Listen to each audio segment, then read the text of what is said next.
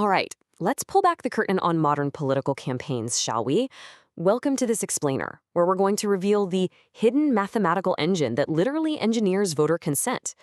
We're exploring a totally fascinating research synthesis today, one that takes 1950s public relations strategies and mashes them up with modern system dynamics. The goal? To show us exactly how political dominance is built, maintained, and sometimes completely destroyed.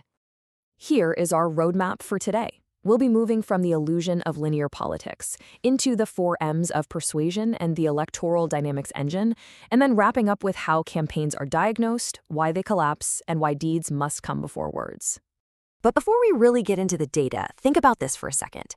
Why do some political campaigns catch absolute fire, while others backed by millions and millions of dollars just completely flatline? What's the invisible architecture that separates a massive political movement from a total flop? Let's start with part 1, the linear politics illusion. So let's kick things off by looking at what researchers call the linear politics illusion. This is a super outdated framework. It assumes there's just a simple, straight path from a campaign ad directly to a cast vote.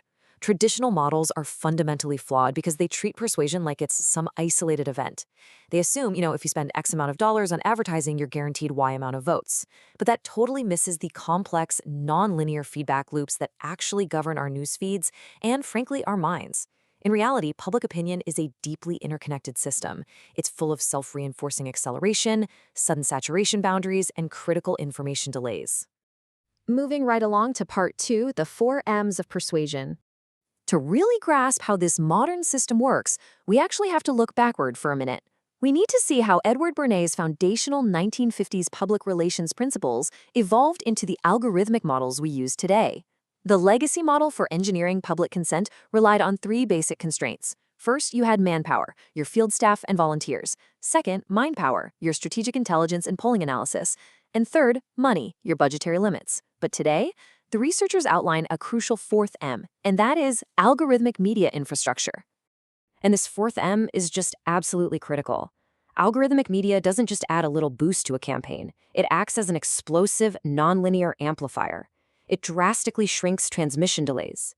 Basically, it allows political organizations to completely bypass traditional gatekeepers, achieving rapid micro-targeted voter mobilization in a way that just wasn't possible before. Which brings us to part 3. The electoral dynamics engine. Okay, with this new algorithmic multiplier in play, let's dive right into the core of the SEED framework. That stands for Systematic Electoral Engagement Dynamics, by the way. We're going to look directly at the mathematical engine driving public persuasion. Picture a system of interconnected loops fighting for dominance. Right in the center is your main goal, voter mobilization. Driving it forward is your gas pedal, a reinforcing viral momentum loop fueled by media pushes and digital shares. Pulling against it are the brakes, the balancing loop of electorate saturation. And looming over the whole thing is a structural integrity threat, a balancing loop of trust decay, usually driven by empty publicity hype. It's fascinating because when that viral gas pedal is absolutely floored, what the model calls an R loop, it generates unconstrained snowball dynamics. Early grassroots excitement rapidly compounds into massive exponential political momentum. This is exactly what you see in the early stages of a highly successful campaign horizon. It just takes off. But, have you ever been bombarded by a political ad until you were just absolutely sick of the candidates? That is exactly what happens when perception time lags trigger an overcorrection. When strategists rely on delayed polling data and just keep pushing their ads way too hard, it leads to swing voter oscillation. The campaign constantly overshoots its target. That leads to wild volatility, total voter fatigue, and sudden, unexpected dips in support. Eventually, though, no matter how viral a campaign goes, the engine hits its carrying capacity limit. The market saturates. There's a distinct inflection point where control naturally shifts away from explosive growth and into a stabilizing, balancing loop. At that exact moment, political strategists have to be smart enough to shift their tactics. They need to pivot from aggressively acquiring new voters to just retaining the ones they already have. Part 4. Diagnosing the campaign. So when a campaign engine starts sputtering, when you start seeing those volatile oscillations or stalling momentum, how do analysts actually fix the system? Well, they use this incredible matrix. It structurally integrates Edward Bernays' classic 8-step PR workflow directly onto mathematical system dynamics variables. It literally turns the art of public relations into an exact science of system calibration, architecture, and execution control. It gives strategists highly precise operational tactics for every single mathematical constraint.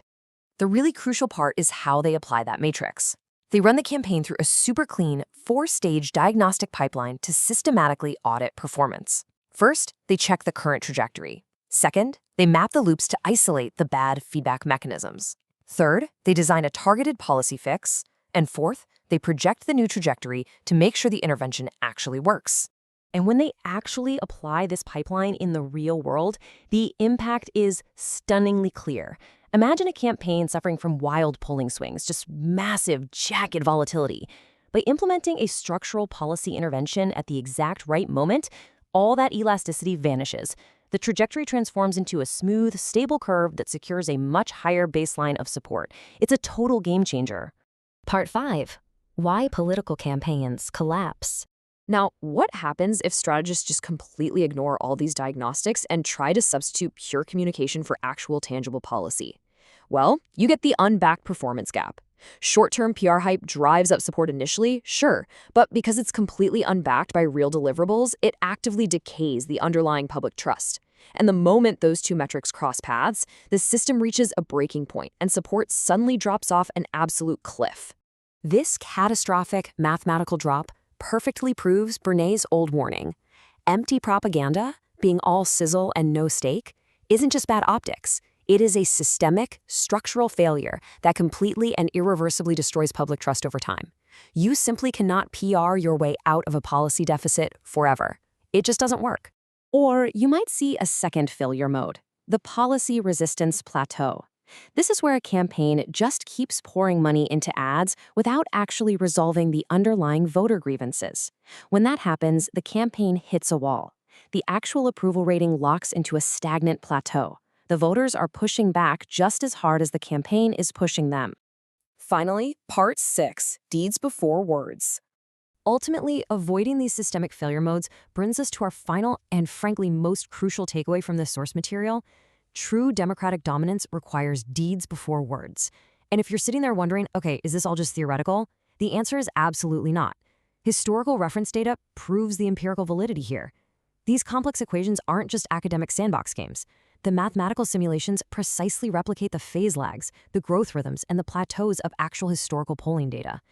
The math actively mirrors reality. So, the research concludes that long-term political survival is deeply structural.